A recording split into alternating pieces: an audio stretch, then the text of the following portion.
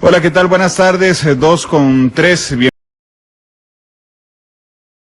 Bienvenidos a Matices. Este programa de Radio Monumental es una producción del Departamento de Noticias en el que analizamos los temas que son noticia en Costa Rica y en el mundo. Este es el segundo programa del año.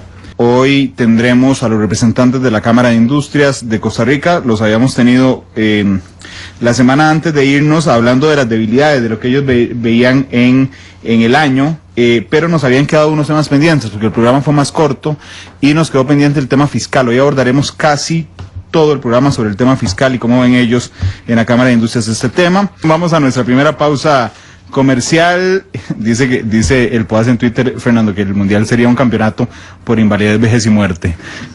Si se sube a 48 equipos. 2:20, vamos a la pausa. Regresamos con la Cámara de Industrias de Costa Rica para hablar sobre el tema fiscal. Ya volvemos. 2:22 p.m. Regresamos a Matices. Vamos a la entrevista de fondo. Enrique Egloff es el presidente de la Cámara de Industrias de Costa Rica. Nos acompaña esta tarde. Don Enrique, bienvenido a Matices. ¿Cómo le va? Muchas gracias, bienvenidos. Somos en el ánimo y mejor interés de participar y aportar valor a la discusión de los temas de alta relevancia. Con mucho gusto, Randall. Feliz año. Muchas gracias, igualmente. Don Rolando Charpentier es el tesorero de la Cámara de Industrias de Costa Rica. Don Rolando, ¿cómo le va? Bienvenido a Matices. Un placer estar acá y pues esperemos que tengamos una discusión interesante. Muchas gracias a los dos por estar aquí. Sin duda alguna, les contaba a nuestros oyentes que ya habíamos abordado temas con la Cámara de Industrias. Particularmente habíamos evaluado el 2016 respecto a los logros y las deudas. Yo me detuve más en las deudas en ese momento, pero hubo un tema que tocamos tangencialmente y que quedó pendiente, que es el tema fiscal. Pero antes de abordar el tema fiscal, les contaba fuera de micrófono que a veces yo le agradezco al cielo tener una buena estrella, y es que cuando estábamos en el noticiero y anunciábamos el cierre de la Platina durante 24 horas, justamente en ese instante entra a mi correo electrónico un comunicado de prensa de la Cámara de Industrias quejándose del cierre de la Platina, don Enrique. Sí, con mucho gusto, Randall. Y es que no es que estemos en contra de las acciones que se deban de adoptar para resolver los problemas, y particularmente en el caso de la Platina para atender el problema recurrente que ya venimos desde hace muchos años enfrentando sin solución, porque hay que resolverlo. Es la improvisación, la falta de coordinación y la falta de comunicación para que las cosas se hagan debidamente.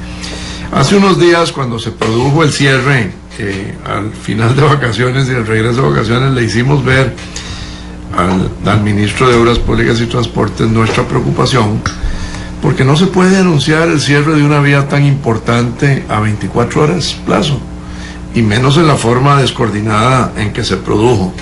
Bueno, hoy se vuelve a repetir el problema. 48 horas antes se anuncia el cierre de la Platina.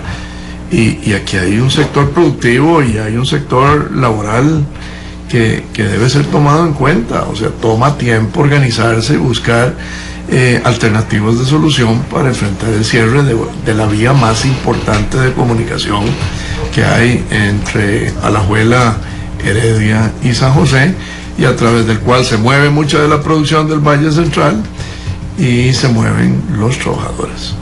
O sea, no es posible que 48 horas antes se anuncie el cierre de la Platina. Podía haberse anunciado la semana pasada. ¿De una vez? Claro. Y las empresas hubieran tenido el tiempo para tomar acciones precautorias para evitar los problemas que hoy, el jueves, van a significar. ¿Qué les dijo el ministro cuando se lo plantearon, don Enrique? Bueno, en ese momento recibió nuestro comunicado y nosotros esperábamos que actuara en consecuencia, y que así como se le hizo ver la importancia de manejar la comunicación con tiempo y tomar las acciones con tiempo, y es que estamos a favor, por supuesto, de que se resuelva el problema. Mi querido colega y tesorero de la Cámara de Industrias de Costa Rica y compañero de luchas decía que en buena medida yo no estoy tan de acuerdo, o la Cámara no está tan de acuerdo con que se resuelva el problema de la Platina, y es que estamos perdiendo la posibilidad de declararla monumento nacional como un ejemplo a la incompetencia y a la incapacidad del Estado costarricense para resolver un problema. Entonces, podríamos declararla monumento nacional, pero bueno, en beneficio de la producción, yo creo que tenemos que resolver el problema.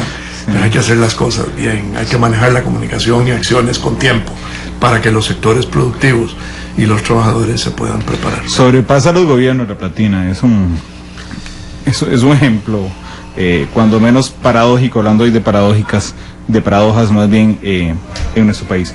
Bueno, nos vamos a concentrar en el tema fiscal. El tema fiscal se explica de una manera muy sencilla. La situación de un país se mide en términos fiscales por los ingresos que tenga, principalmente de impuestos, versus los gastos que tiene.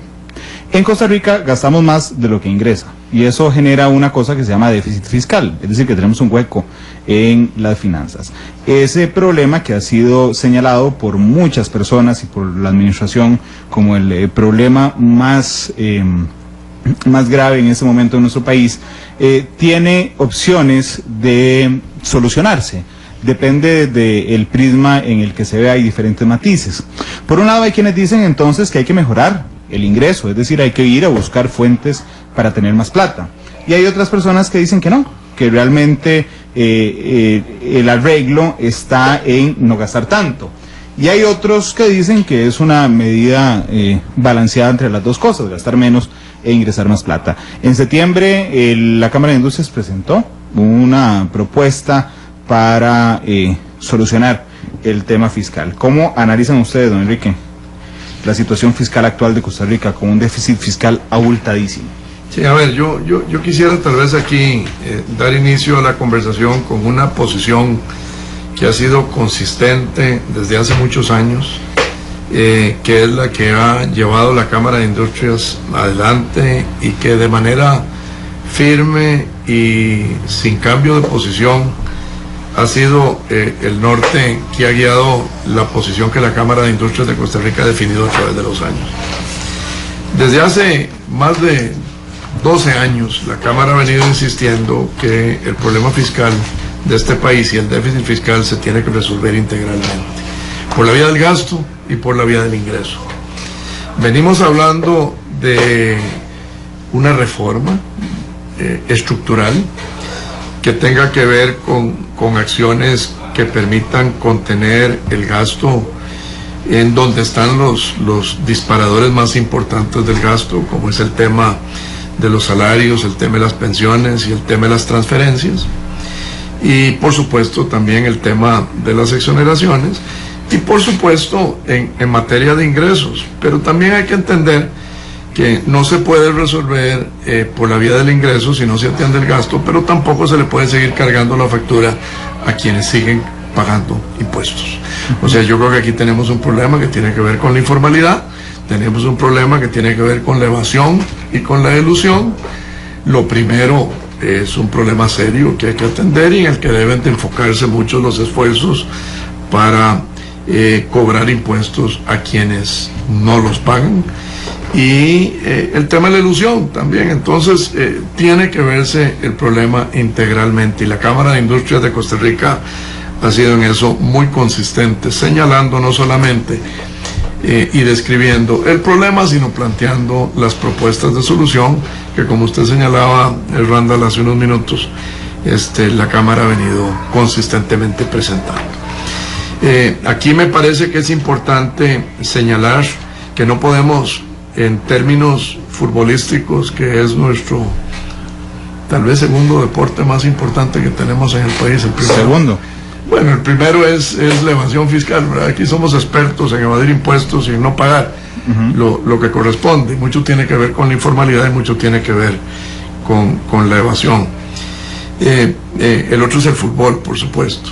Y yo lo defino en ese orden de prioridades. De hecho, que dicho que toca ese tema de la evasión y la elusión fiscal, porque yo no me imagino cómo es tan simple evadir o eludir impuestos, don Enrique y don Rolando, porque el año pasado empezó a llegarle correos electrónicos a un montón de profesionales liberales, por ejemplo, que decían: usted declaró menos que lo que cualquier otra persona con el mismo trabajo declara, y el Ministerio de Hacienda estará atento a sus reportes. Y la mitad de la gente que conozco entró en pánico, la que paga impuestos, por cierto.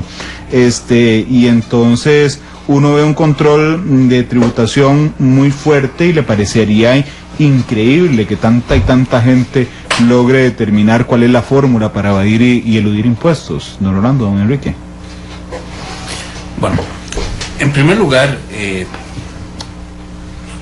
considero que es muy importante que todos paguemos impuestos, los impuestos que dicta la ley. Pero entendamos que hay una gran diferencia entre evasión y elusión. Elusión es algo que se da porque la ley lo permite, ¿verdad? Si el Ministerio de Hacienda sale y dice usted está eludiendo impuestos, eso no lo puede cobrar porque lo permite la ley.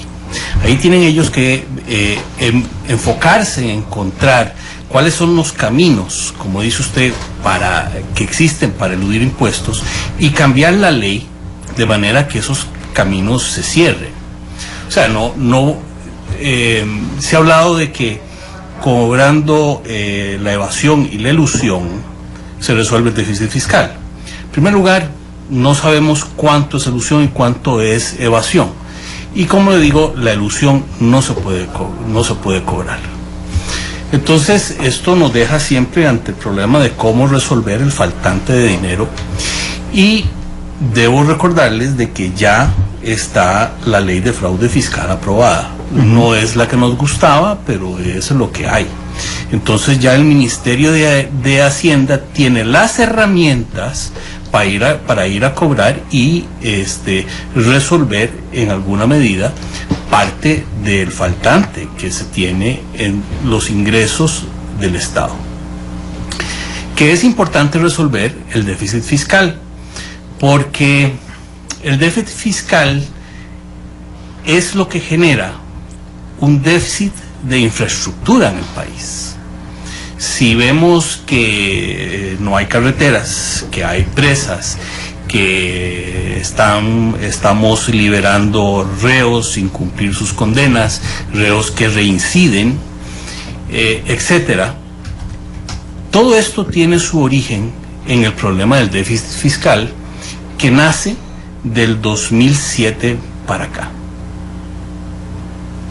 Ahora bien, hablamos de evasión y hablamos de elusión también.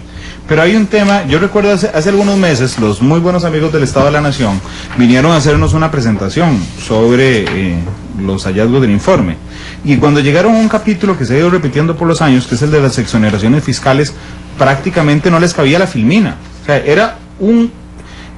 es un enredo tributario tan enorme de exoneraciones que se generaron de una vez, algún día se generaron, sin plazo establecido, y que según el Estado de la Nación en 2013 alcanzaron 1,4 billones en el 2013. Eso era en ese momento un 5,77% del PIB, lo que era en ese momento mayor al déficit fiscal. Es decir, que simplemente eso no va a pasar, pero eliminando las exoneraciones arreglaríamos el déficit fiscal. Hay un entramado complicadísimo de exoneraciones. ¿Qué son exoneraciones? Bueno, son sectores o industrias a las que el gobierno de la República le perdona el pago de los impuestos, pero se han ido aprobando desde hace 40, 30 años sin poner un plazo a esas exoneraciones. Sí, correcto. Enrique decía que todos tenemos que pagar impuestos. No podemos seguir cargando de impuestos a las empresas que están pagando impuestos, las empresas, las personas que están pagando impuestos. El problema es que no estamos teniendo una equidad en nuestra sociedad. No todos estamos cargando el peso que nos corresponde, pero sí exigimos, ¿verdad? Entonces, eso es un problema y definitivamente si no empezamos todos a pagar impuestos, esta situación no se va a resolver. Tenemos que también considerar que no podemos tampoco seguir con el crecimiento del gasto que traemos. No hay manera de cobrar los impuestos necesarios para poder solventar el problema si los gastos siguen creciendo en la medida y al ritmo en que vienen creciendo. Ahorita le entramos al tema del gasto. Don Enrique, si todos tenemos que pagar impuestos, sería eliminar las exoneraciones. Sí, yo creo que hay que definir prioridades. Me parece que hay que hacer una evaluación profunda para ver cuáles son las exoneraciones que no le aportan valor al desarrollo y al crecimiento económico del país y que más bien están dejando de aportar ingresos al fisco injustificadamente, ¿verdad? Entendiendo también que tenemos que ver cómo preservamos la seguridad jurídica, especialmente en aquellas actividades que generen valor agregado y generen empleo.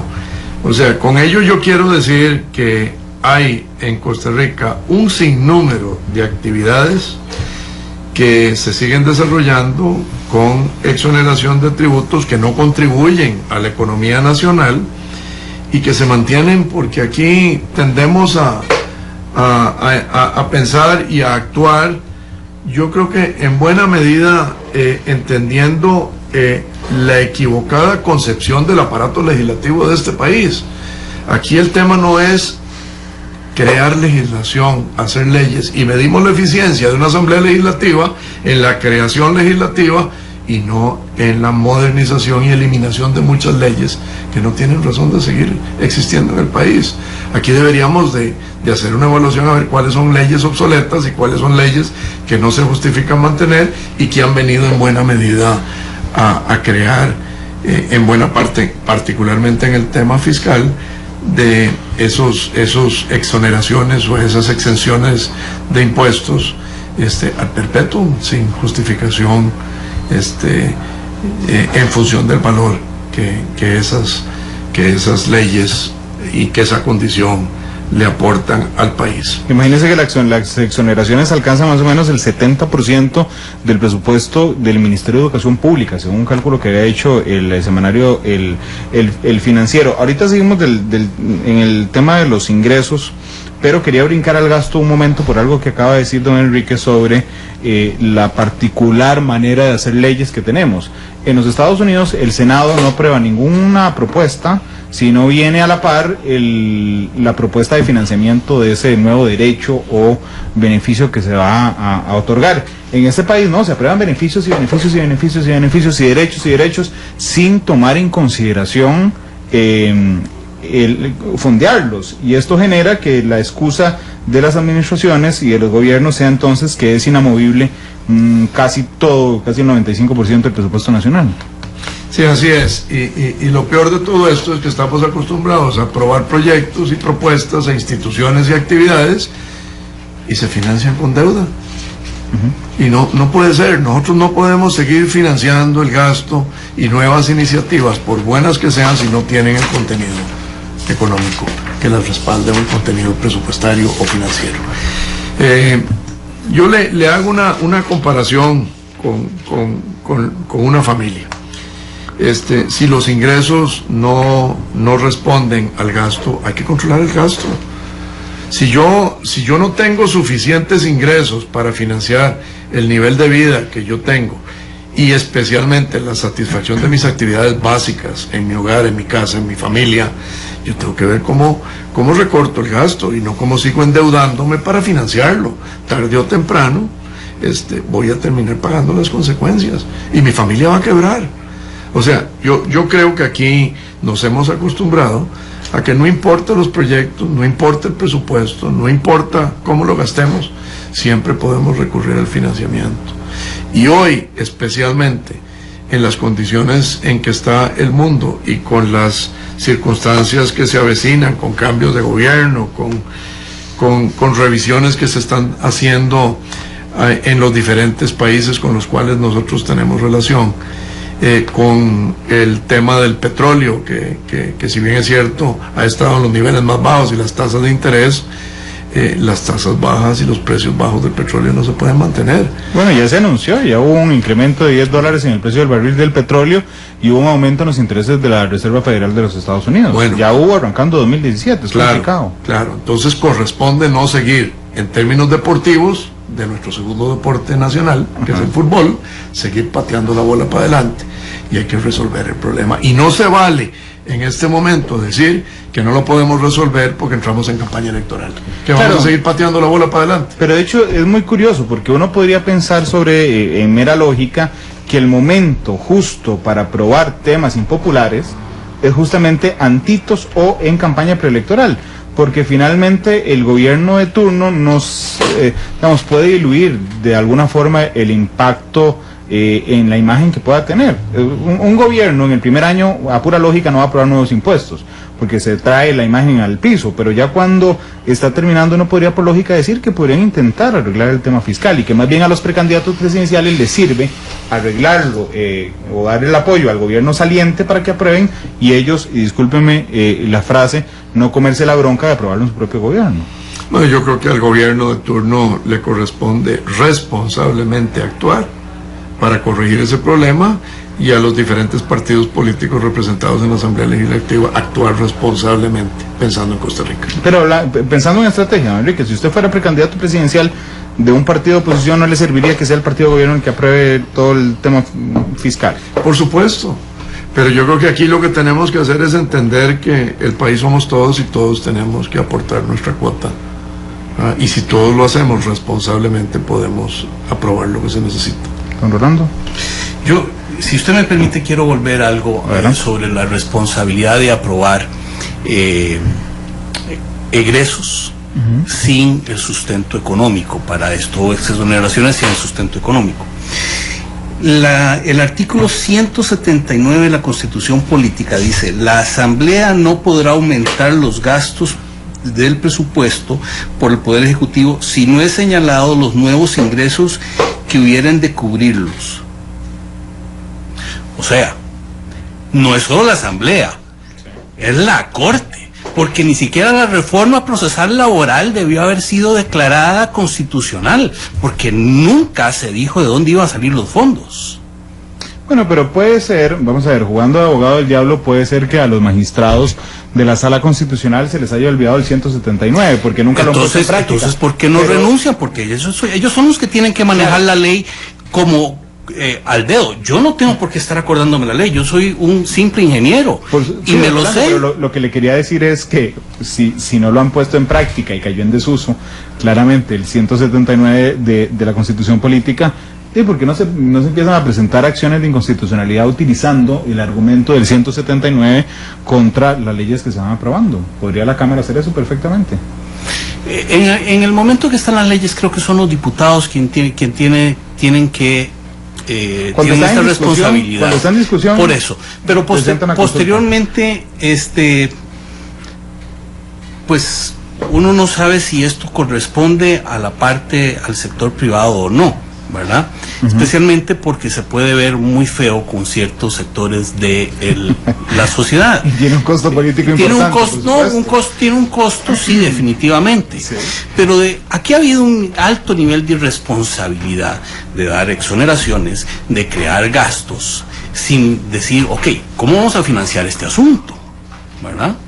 De qué cuero vamos a hacer las correas.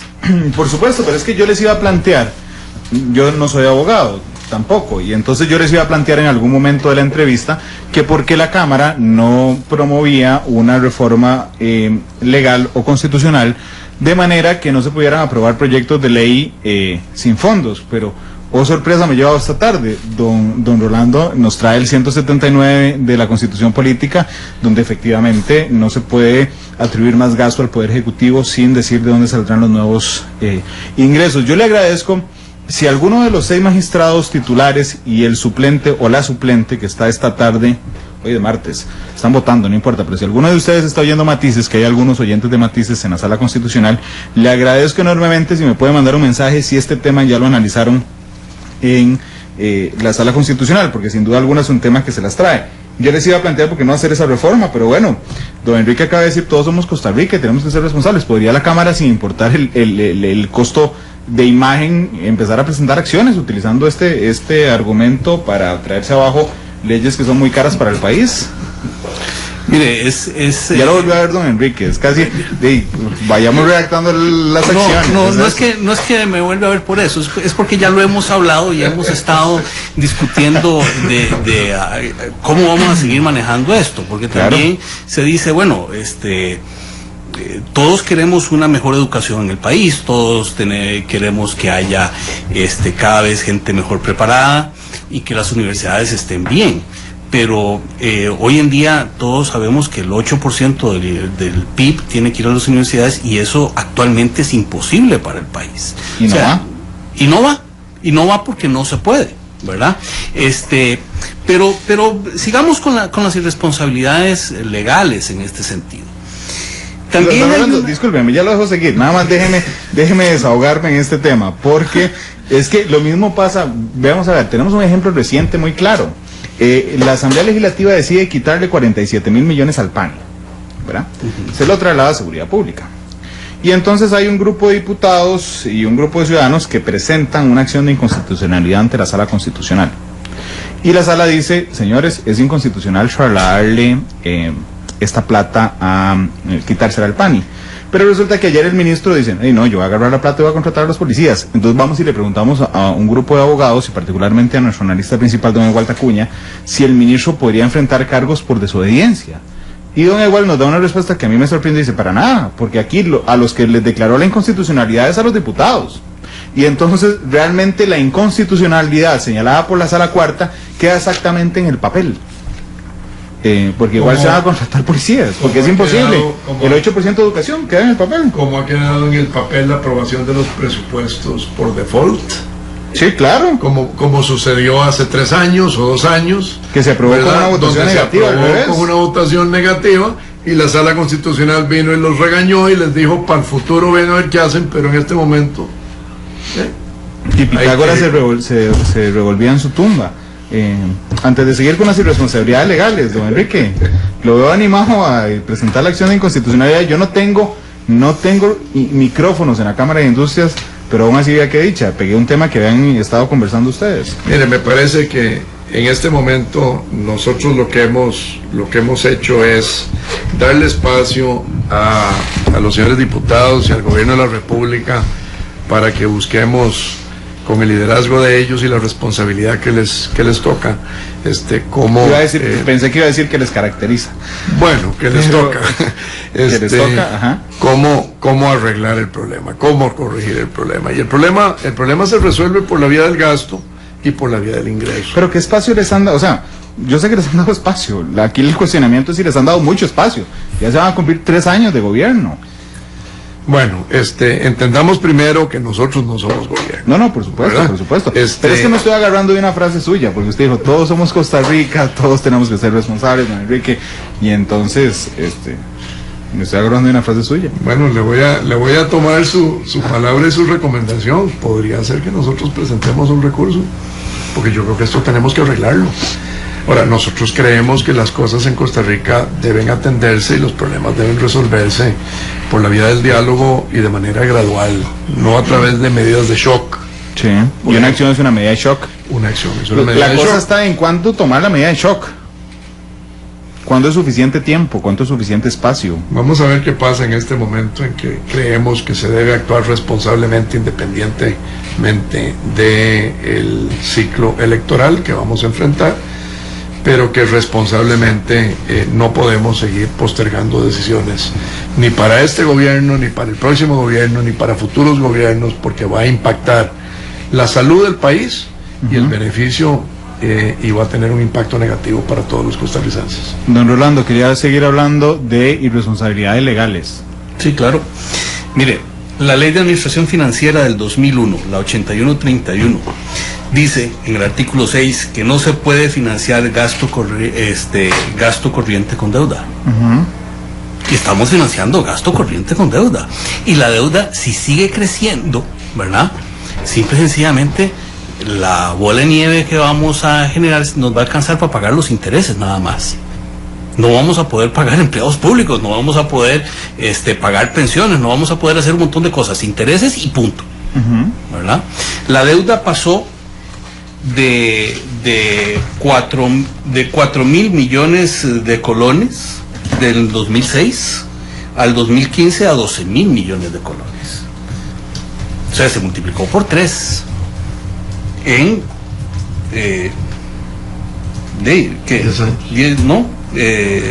9 años. Sí, 9 años. Se multiplicó por 3 en 9 años. Y aquí hay los disparadores del gasto, es los intereses, el servicio de la deuda, las remuneraciones, el crecimiento de las remuneraciones, Y por último, las transferencias, que usted bien dijo, pues no se puede transferir todo lo que la ley dice, porque nadie puede estar obligado a lo imposible, y realmente es imposible. Reglas fiscales existen, pero no pasa nada, nadie las cumple. El señor viceministro, don Francisco Pacheco, anda muy preocupado con el viceministro de Hacienda, egresos, muy preocupado con esto y quiere una nueva regla fiscal. Una de las primeras preguntas que le hacemos es, pues, si ya tiene una y no se cumple, ¿qué le hace a usted pensar que la nueva que usted está proponiendo se va a cumplir? Cuando usted mismo dice, pues, las que tenemos son un saludo a la bandera.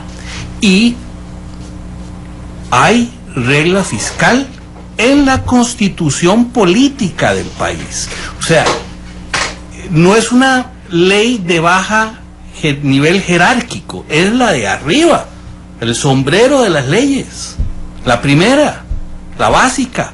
Y si no se cumple esa, ¿por qué vamos a cumplir las otras? Estoy casi seguro que van a presentar la acción. Las violaciones a la ley de administración pública no son un delito, porque no constituyen una violación al Código Penal, son una falta administrativa, que podrían ser denunciadas ¿ante quién? Ante la Contraloría, ante la Procuraduría. Si un jerarca aprueba un gasto con deuda, por los mismos diputados de la República, ¿ante quién pueden ser denunciados? ¿No han explorado esa posibilidad? Claro que sí. Déjeme decirle una cosa. Ahora que salió la ley de fraude fiscal, a los diputados no les tembló la mano para poner sanciones, incluso penales, de cárcel, ¿verdad?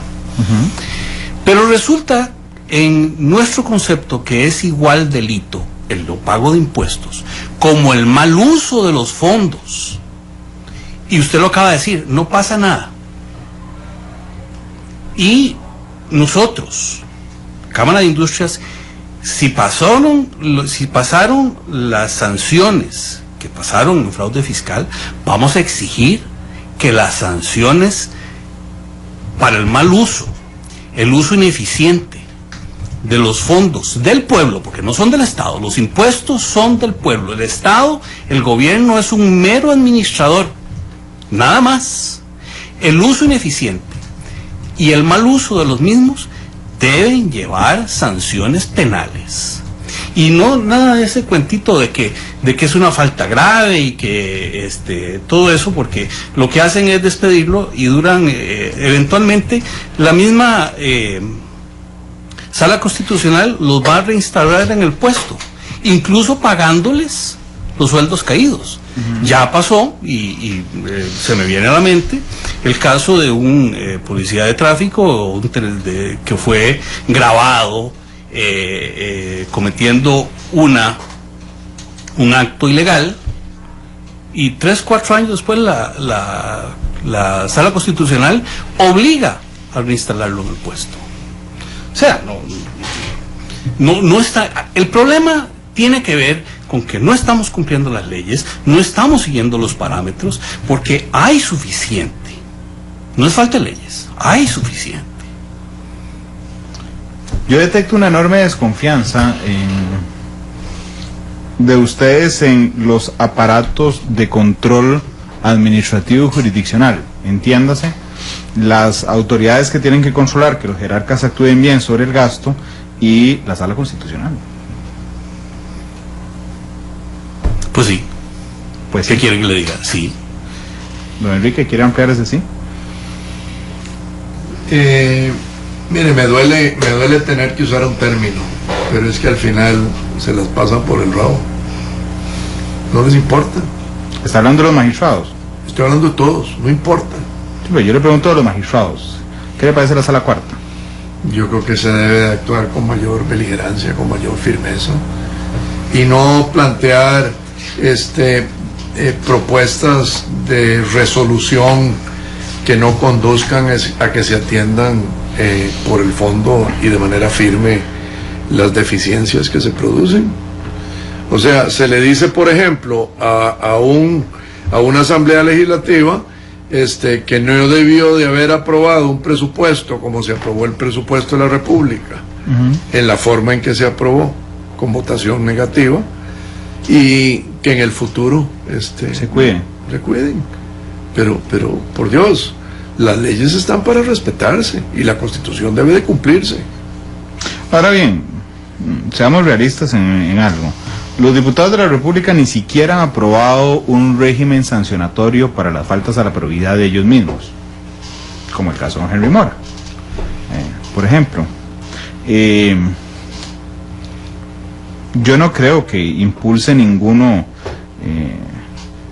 reforma constitucional o legal que venga a obligarlos a cumplir la ley en materia de gasto, a obligarlos a cumplir el 179 de la Constitución Política.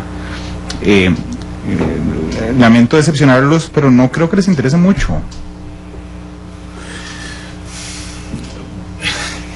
Yo creo que, desafortunadamente, yo creo que usted tiene razón, pero entonces aquí lo que es bueno para el ganso no es bueno para la gansa, ¿no le parece?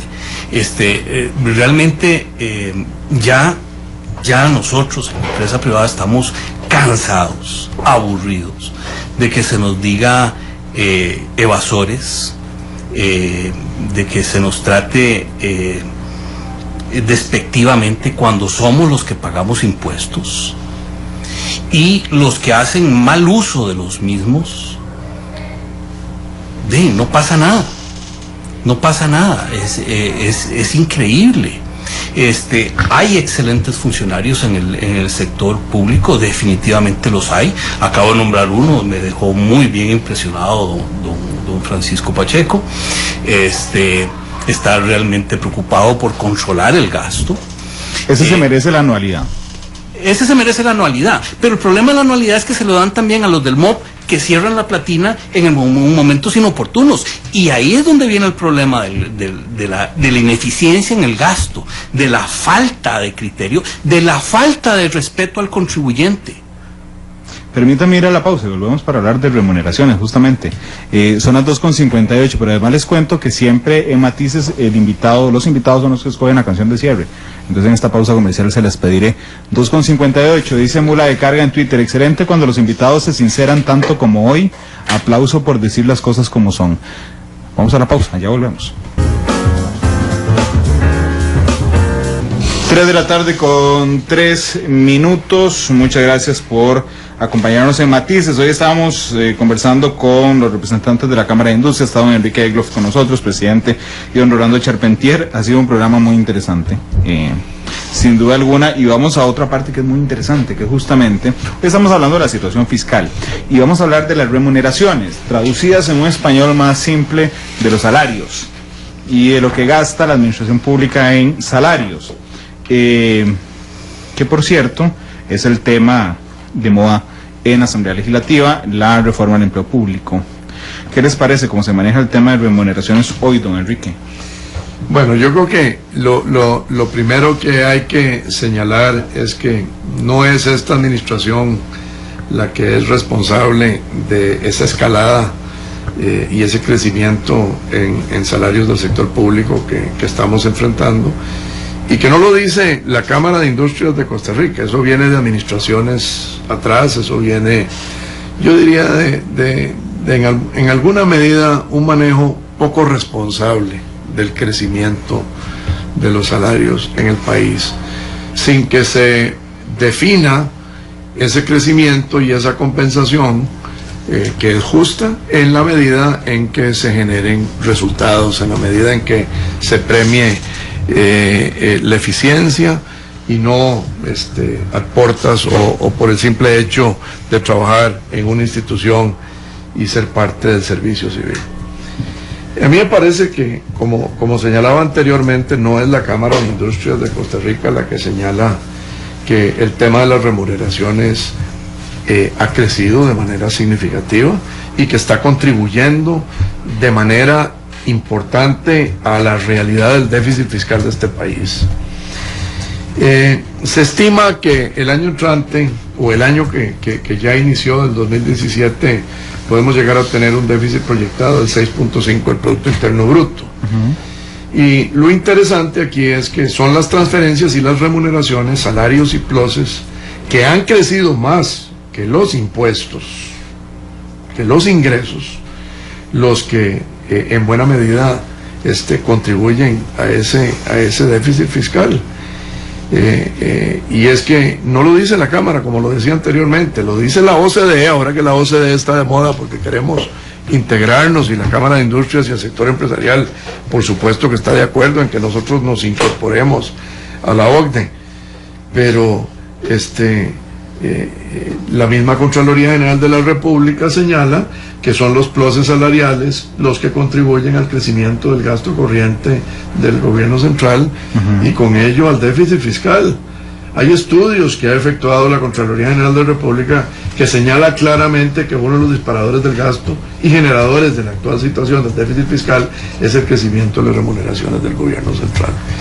Y a mí lo que me parece es que aquí hay que ser responsable y hay que verdaderamente pensar en Costa Rica. Hace unos días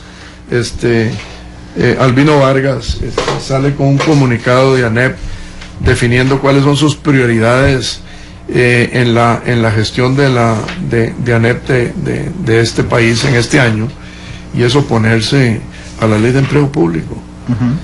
Habiendo él reconocido que hay problemas y que hay excesos, como lo hizo públicamente el año pasado y en momentos anteriores, señalando que había disparidades, que había cosas que había que corregir, y resulta que se opone.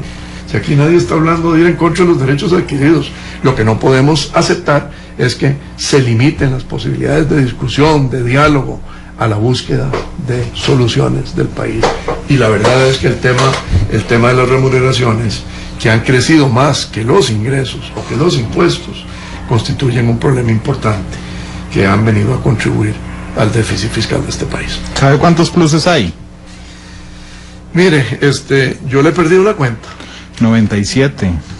Hay 97 pluses que paga el Estado a los funcionarios públicos. Pero entonces, bajo ese panorama, podríamos decir que les parece valiente.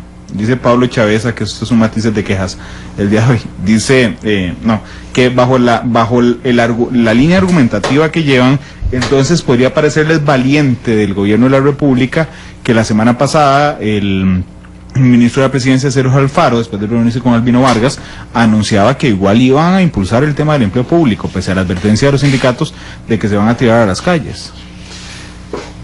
Sí, me parece que es valiente. Yo creo que cuando se toman decisiones que tienen que ver con los mejores intereses de un país y con la solución a un problema endémico que tenemos en Costa Rica, que es el déficit fiscal, el tema recurrente, y que hoy día se va a complicar más con el aumento de las tasas de interés y con el eventual aumento, obviamente, del petróleo, ¿verdad? Yo no veo que las tasas vayan a mantenerse bajas. Ya lo ha anunciado los Estados Unidos, el Federal Reserve lo ha señalado, y si nosotros seguimos financiando déficit con más deuda o gasto corriente con más deuda, la presión sobre las tasas de interés va a seguir siendo hacia la alza.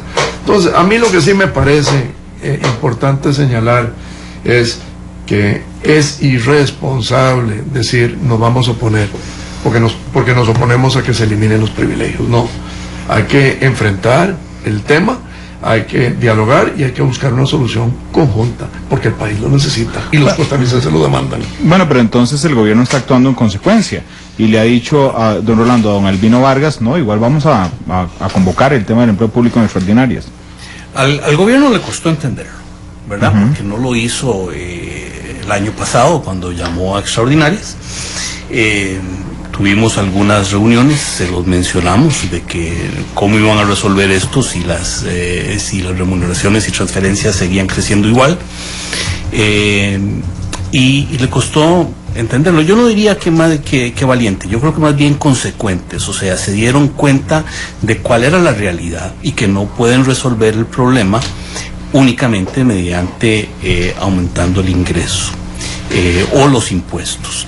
Tiene que haber algo que equipare, que nos permita al sector productivo seguir produciendo, seguir generando empleo, Y también, pues, lo que se busca con la ley de control del empleo público, no se busca, yo no estaría de acuerdo con una ley que venga a despedir gente o que los salarios queden congelados. Tampoco estoy de acuerdo con eso. Simple y sencillamente tiene que haber un ordenamiento y el crecimiento de estas remuneraciones y transferencias, que también muchas tienen que ver con remuneraciones, especialmente el FES, el de las universidades, tengan un crecimiento razonable y dentro de las posibilidades del país, porque simple y sencillamente en este momento están fuera de lo que el país puede hacer o dar.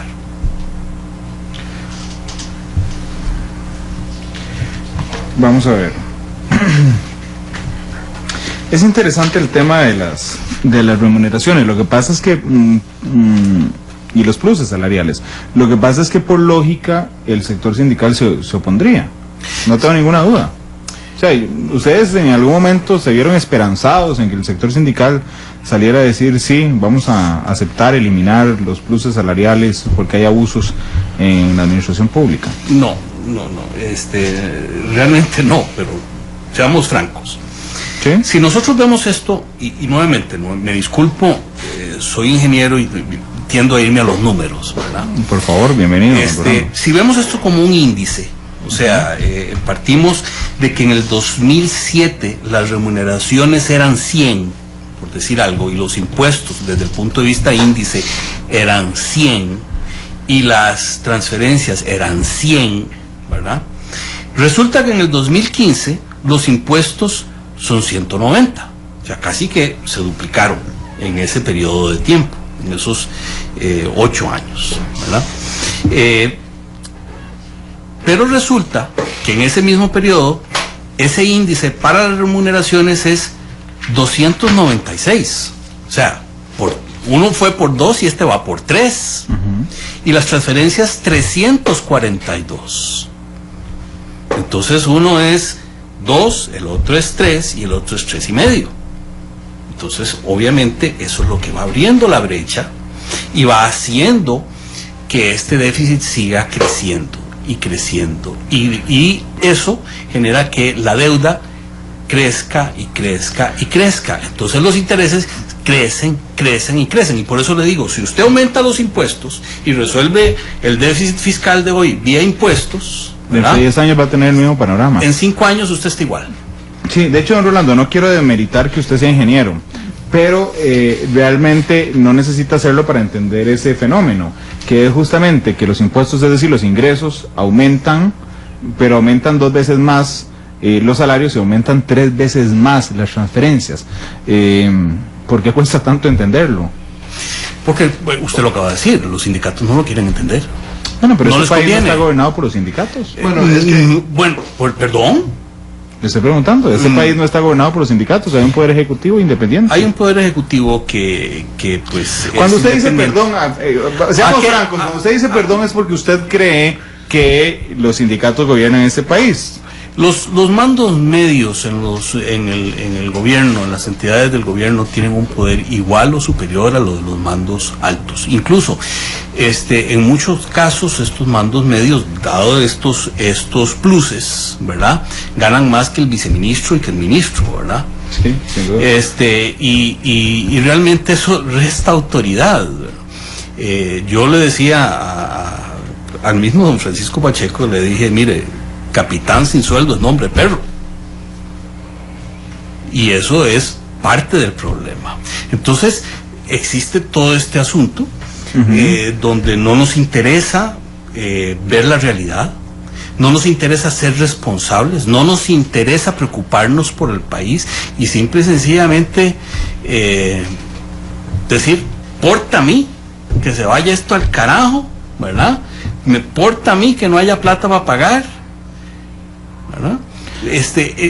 Mire, invalidez, vejez y muerte. Tenemos 10 años de estar con que el sistema está mal y han buscado todas las alternativas para no tomar una decisión. ¿Por qué? Porque, ¿qué va a pasar? ¿Qué van a decir los sindicatos? Mire, si no hacemos algo, en este país va a quedar un montón de gente sin trabajo, como ya ocurrió en Grecia, como ocurrió en España, como ocurrió en muchos lugares. Y realmente nosotros, el sector privado, no queremos eso. No queremos que haya desempleo. Buscamos y anhelamos encontrar la fórmula para crear más empleo, para reducir el desempleo por lo menos en 3 puntos, para que los muchachos jóvenes que están entrando o llegando a esa edad productiva puedan encontrar un empleo digno. Usted dice que todo empleo dignifica. Sí, es cierto, todo empleo dignifica, pero no podemos seguir permitiendo que la gente se siga yendo a la informalidad. La informalidad no paga impuestos, no contribuye a la caja, no hay invalidez, vejez y muerte, y al final y al cabo es un problema que nos aqueja a todos. Capitán sin sueldo es nombre de perro, ese puede ser el dicho. Capitán sin sueldo no es un dicho, es una realidad. Ok. Otra realidad entonces para usted es que los sindicatos gobiernan el país. En cierta medida tienen una cuota de poder muy, muy grande. Más amplia que el Poder Ejecutivo. El Poder Ejecutivo les tiene miedo. Entonces los sindicatos gobiernan el país, don Rolando. Sí y no. ¿Cómo ¿verdad? sí? No. Pues, sí, no. Yo diría que tenemos una situación donde hay un acuerdo de compartir poder, ¿verdad? Entre ellos, creo yo. Don Enrique. Mire, yo creo que aquí lo que se necesita, Randall, es entender que hay que pensar en Costa Rica y que tenemos que sentarnos a buscar soluciones, pero verdaderamente con absoluta transparencia y sinceridad. Dejar de defender privilegios de unos pocos y entender que todos tenemos que poner una cuota a la solución del problema que tenemos en el país. ¿Para usted los sindicatos gobiernan el país, don Enrique? No, yo creo que no. No. Yo creo que no. Pero sí existen políticos que temen a los sindicatos, ¿verdad? Y que temen a las manifestaciones que no son más que acciones y coacciones que amedrentan a los políticos en la toma de decisiones que son importantes para el país. Después de que nosotros cubrimos la semana pasada la respuesta del ministro de la Presidencia y del presidente en ejercicio en ese momento, don Helio Fallas, a el planteamiento de los sindicatos de no convocar empleo público, y que el ministro de la Presidencia dijo sí vamos a convocar, inmediatamente nos abocamos a preguntarle a los diputados oficialistas en este momento, que son los del PAC, si entonces iban a darle vía rápida. Y ahí hemos encontrado un PAC muy dividido, algunos hacia la posición del Frente Amplio, que es absolutamente contraria al proyecto de empleo público, y algunos otros diputados diciendo que habría que pensar si darle o no vía rápida a el tema del empleo público. ¿Deberíamos darle vía rápida al tema del empleo público? Por supuesto. Nosotros tenemos que resolver los problemas que afectan las finanzas públicas del Estado. Si el Poder Ejecutivo fue valiente ante los sindicatos de decir si lo convoquen, ¿ustedes sienten que también deberían de coordinar con su fracción para contar con los 13 votos para vía rápida? No solamente con su fracción, sino con otras fracciones y con otros líderes de la política nacional. O sea, el problema del país en materia del déficit fiscal tiene que resolverse, y se resuelve integralmente. Esa ha sido la posición consistente de la Cámara de Industrias, y yo creo que aquí corresponde hacer un llamado llamado a la cordura y a los mejores intereses de un país. ¿Ustedes creen que este año se apruebe la reforma fiscal? Yo no le podría, porque no tengo la bolita de cristal, pero yo creo que sería irresponsable no actuar. No, yo también creo que sería irresponsable no actuar, pero por eso se la formulé de esa forma. Le pregunté, ¿usted cree que se apruebe? Yo quisiera que se apruebe. ¿Lo cree posible? Si le ponemos posiciones egoístas y pensamos en los mejores intereses del país, y en que el país es de todos y que tenemos que resolver todos los problemas, yo creo que debería de poder aprobarse. Ustedes son personajes como Cámara, personajes políticos también, y políticos bien entendidos, son finalmente un grupo de poder igual que lo somos los medios de comunicación en algunas cosas. Supongo que tendrán mapeado a nivel político si hay suficiente apoyo para aprobar la reforma fiscal, don Enrique.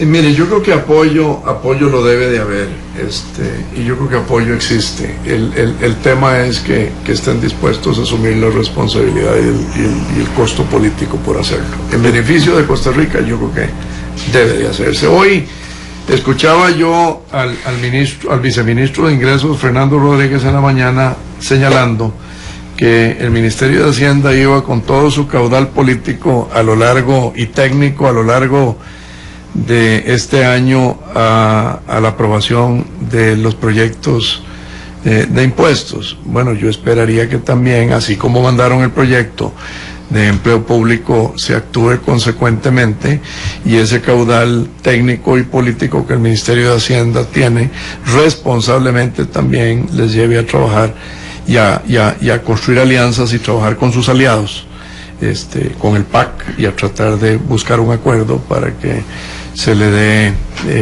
vía rápida a un buen proyecto de ley de empleo público que permita contribuir a resolver el problema.